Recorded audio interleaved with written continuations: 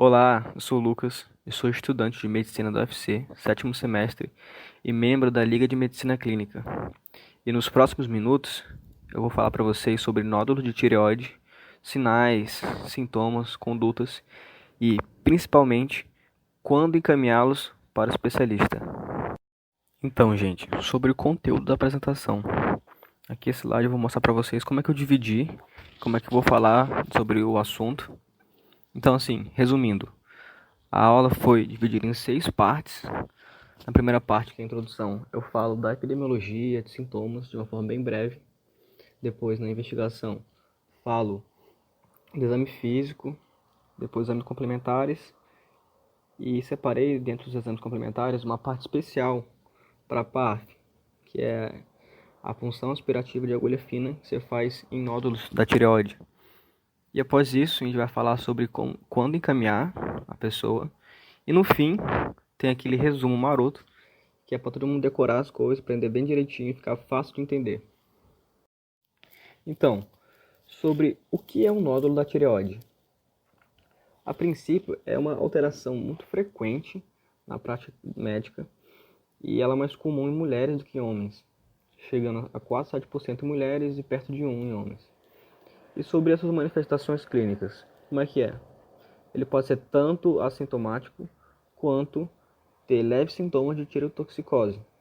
E as doenças variam. Por exemplo, o bócio multinodular atóxico causa mais uma doença assintomática, sendo muitas vezes evidenciado, por sinal, em exame físico. O cara vai palpar a tireoide e percebe lá que tem uma nodulação. Agora, outras doenças, como o bócio nodular tóxico ou o nódulo solitário hiperfuncionante, pode dar leves sintomas, como eu falei. E tem outro caso também, que são os incidentalomas, que são achados de nódulos que você pode perceber eles em algum exame de imagem que você fez, seja algum ultrassom passado que você encontrou um, ou qualquer outro exame.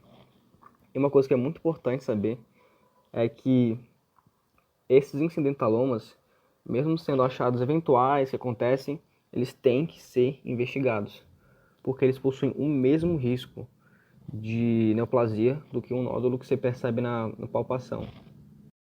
Tá, Lucas, tu já falou que ele pode ser sintomático, pode ser assintomático, falou que é mais comum nas mulheres, mas afinal, quando é que eu devo investigar os nódulos da tireoide?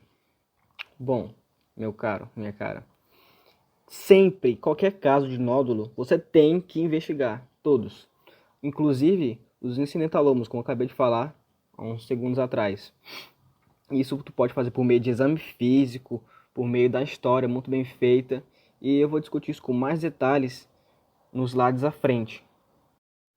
Então, sobre os sinais e sintomas que são importantes de você ir atrás durante o exame físico e durante a história. Começando pela história.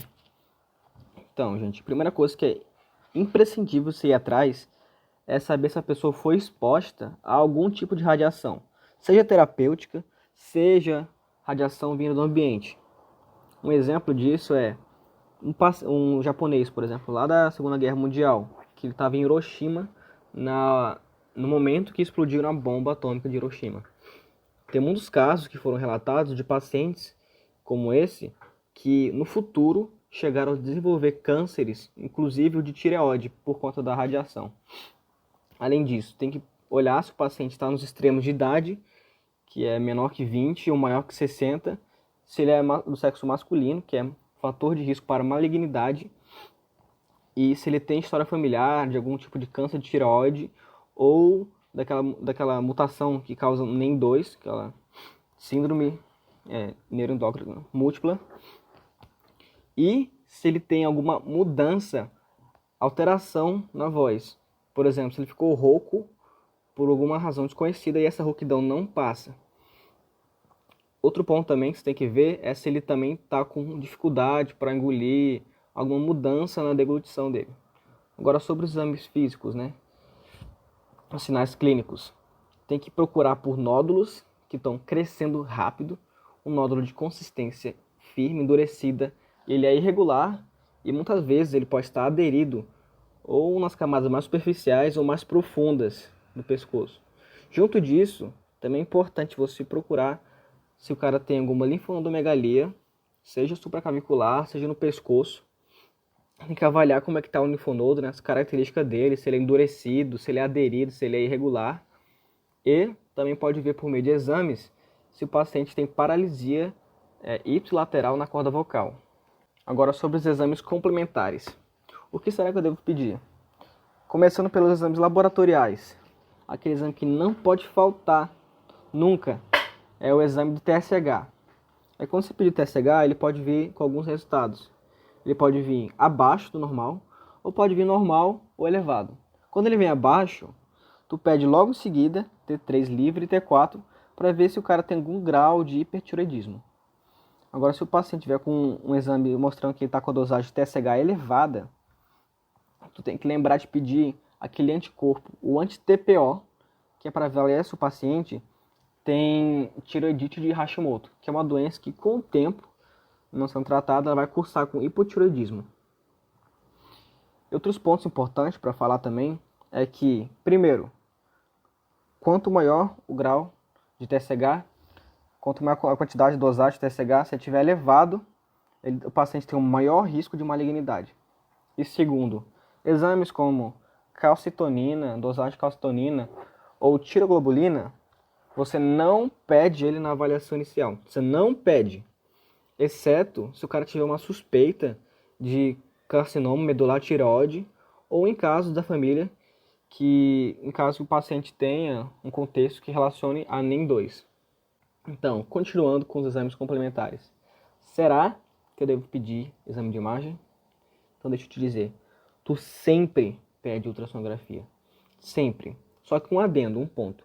Você não pede a ultrassonografia como screening para rastreamento de nódulos tireoides em pacientes assintomáticos. Aí não. Agora, fora isso, se ele tiver algum nódulo, você tem que pedir a ultrassonografia para avaliar. Porque ela vai conseguir ver algumas características de malignidade, tipo bordas irregulares, presença de microcalcificações, ecogenicidade heterogênea de nódulo sólido. Cara, o que é isso? É quando você tem isoecogenicidade e hipoecogenicidade dentro do nódulo.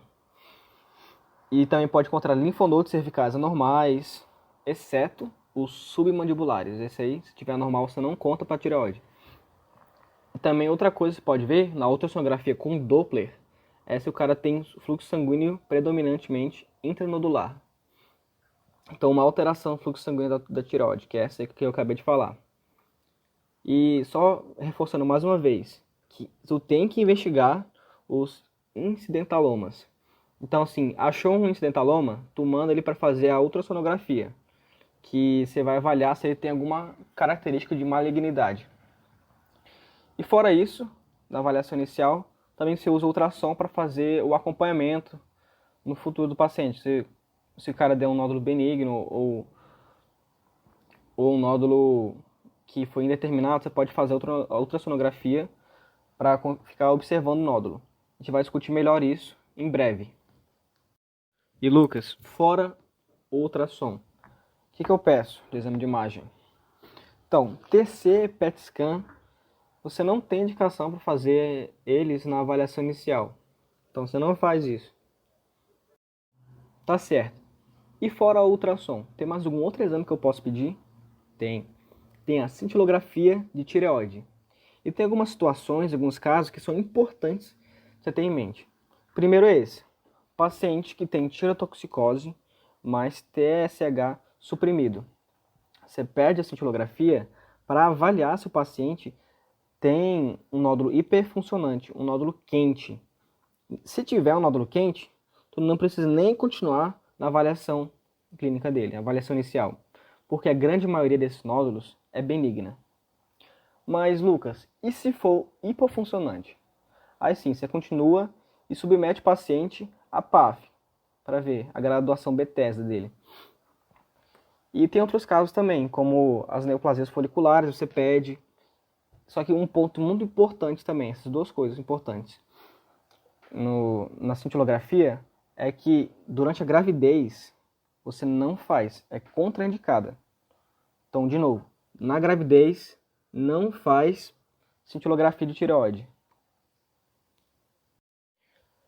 Sobre a PAF agora, gente.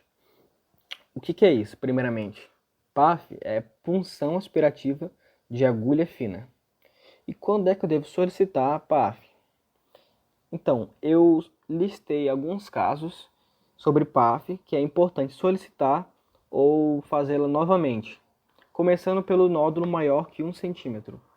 Nesse caso, independente se o paciente tem ou não tem sinais de malignidade ao ultrassom, você faz a PAF.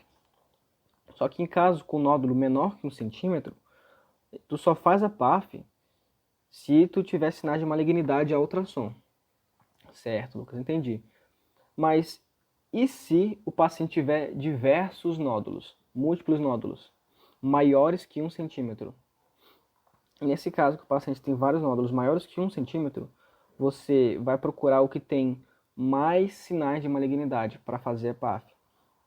Se não encontrar, se for tudo muito parecido, você simplesmente vai no maior nódulo e faz a punção nele. Agora, em outra situação, digamos que o paciente ele fez a PAF e deu não diagnóstica. Você pode repetir essa PAF usando o ultrassom. Como assim, Lucas? Eu não entendi. Porque assim, você pode fazer a PAF de duas formas. Você pode fazer, o médico pode fazer guiando a agulha com a palpação. Você palpa e sente onde está o nódulo e bota a agulha lá para fazer PAF. Ou você pode utilizar o ultrassom para guiar. Tem casos que o paciente usa a palpação, não encontra e erra o nódulo, aí você usa o ultrassom para repetir. Certo. Qual é o próximo caso? Digamos que o paciente fez uma PAF no passado e deu que o nódulo era benigno. Mas esse nódulo, ele começou a crescer. Seja crescer mais de 50% em um eixo, ou crescer, por exemplo, 20% em dois eixos, você pode repetir a PAF nesse caso para checar se ele ainda é um nódulo benigno. E em casos que durante a avaliação inicial tu viu que não precisava fazer PAF no paciente, mas com o segmento desse nódulo ele começou a apresentar sinais de malignidade ao ultrassom, nesses casos tu também pode pedir a PAF. Certo. E como é que faz para acompanhar esses pacientes? Bom, gente, eu dividi de duas formas esse acompanhamento. Primeiro, de uma forma mais genérica, e segundo, de uma forma mais específica. A mais específica está uns slides à frente ainda. Então, começando pela mais genérica. Digamos que o paciente tem um resultado benigno para PAF. Nesses casos, nenhuma conduta imediata é necessária. Só que em pacientes com sinais de malignidade, você pode pegar e fazer um acompanhamento com ultrassom e PAF a cada 12 meses para esse paciente. Se ele tiver risco baixo ou intermediário para malignidade, você pode fazer ultrassom para acompanhar a cada 12 meses ou 24 meses. E se nesse meio tempo, com acompanhamento, o nódulo dele crescer ou começar a apresentar sinais de malignidade, você pode fazer outra PAF para avaliar. Só que tem alguns casos que a PAF fica dando citologia não diagnóstica. Nessa situação, você pode repetir a PAF primeiramente e depois, se continuar dando esse mesmo resultado, você tem duas opções. Ou você continua acompanhando o paciente com ultrassonografia, ou você pode referenciar ele para cirurgia, para tirar esse nódulo. Isso vai depender dos fatores de risco dele, da avaliação que o médico vai fazer sobre o grau de gravidade no sentido de risco para a malignidade do paciente. Como eu disse, isso depende de fatores de risco, etc. Então, gente, aqui nesse slide tem um fluxograma que ele meio que resume tudo que a gente discutiu nessa aula e fala de uma forma um pouco mais específica, porém não muito detalhada ainda, o que se deve fazer em cada situação. Então, começando, digamos que tem um paciente com nódulo tiroidiano. A primeira coisa que você faz é você pedir um TSH. Se ele vier baixo, você pede logo em seguida uma cintilografia. Nesse caso, se a cintilografia no nódulo for hipercaptante, como a gente discutiu, não precisa fazer nada. Se for hipocaptante, você faz um PAF. Agora, se o TSH vier normal ou elevado, você tem que olhar as indicações de PAF. Então, você pede uma outra sonografia e com isso você vê as indicações.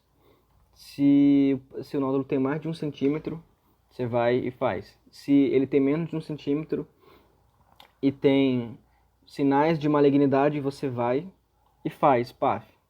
Então, assim, caso a PAF não seja indicada, você para por aí. Agora, se ela tiver indicada, você pode ter os seguintes 4 resultados. Primeiro resultado, neoplasia folicular. Nesse caso, você tem uma medida semelhante à do TSH baixo, que é a cintilografia. Então, se ele vier hipocaptante, é PAF. Se vier hipercaptante, não precisa de mais nada. Agora, se vier um resultado benigno, você só trata e faz segmento. Se for necessário, tratamento, no caso. Segmento é com ultrassonografia. Agora, se vier suspeita para malignidade ou malignidade, você encaminha o paciente para uma área especializada para fazer cirurgia de remoção do nódulo ou da tireoide. Agora, se vier lesão folicular ou atipia de significado incerto ou amostra inadequada, você repete a PAF após 3 a 6 meses. Se vier o mesmo resultado, como se discutiu há uns slides atrás, você pode, em caso que o nódulo for menor ou igual a 2 centímetros, mais baixa suspeita clínica e ultrassonográfica, ou seja, se ele for um nódulo menor ou igual a 2 centímetros, se não tiver sinais de risco, tanto na história quanto na ultrassonografia e no exame físico, você faz segmento com ultrassom. Agora, se ele tiver qualquer um desses, ser maior que 2 centímetros, tiver alta suspeita clínica ou alta suspeita ultrassonográfica, você encaminha para a cirurgia. Então, gente, um slide mais importante dessa aula agora. Eu, sendo médico da assistência primária, médico de família e comunidade, quando será que eu devo encaminhar um paciente para o serviço especializado? Então, você tem 2 situações. Primeira é um paciente não urgente. Nesse caso, você faz a avaliação inicial, aí se ele demonstrou TSH diminuído ou supresso, você pode indicar o paciente a serviço especializado, por suspeita de hipertireoidismo. Agora, se ele for um paciente urgente, você pode fazer uma espera permitida de até 2 semanas. E quais são os pacientes urgentes? São pacientes com ronquidão sem causa aparente, paciente com nódulo tireoidiano, no caso, crianças com nódulo tireoidiano, presença de adenopatia cervical, seja supraclavicular ou cervical profunda, e crescimento rápido e assintomático da tireoide ao longo de semanas. Então, nesses 4 casos, você encaminha de uma forma urgente o paciente para serviço especializado. Aqui nesse slide temos as referências que foram utilizadas, foram essas 4, que abrangem desde consenso brasileiro, desde as diretrizes da Associação Brasileira de Medicina, até capítulo de livro da Tratado de Medicina, Família e Comunidade e de Harrison. Então, gente, é isso. Espero poder ter contribuído para a formação médica de vocês, para a prática médica de vocês, ter ajudado de alguma forma. E caso alguém queira entrar em contato, esclarecer alguma dúvida, aqui estão os respectivos e-mails e Instagrams das associações que propiciaram esses vídeos. Foram PET Medicina UFC e a Liga